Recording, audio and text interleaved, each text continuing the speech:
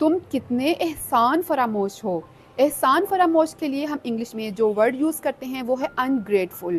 तुम कितने एहसान फरामोश हो। How ungrateful you are. तुम इतने एहसान फरामोश कैसे हो सकते हो। How can you be so ungrateful. एहसान फरामोश के लिए अनग्रेटफुल और एहसान मंद के लिए हम इंग्लिश में कौन सा वर्ड यूज़ करेंगे, ग्रेटफुल। मैं हमेशा तुम्हारा एहसान मंद रहूँगा। I will always be grateful to you.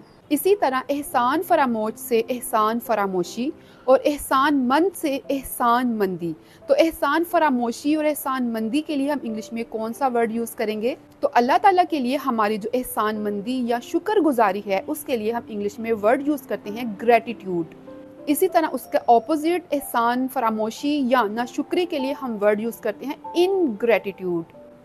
Hopefully you learned something new today. Follow for more lessons.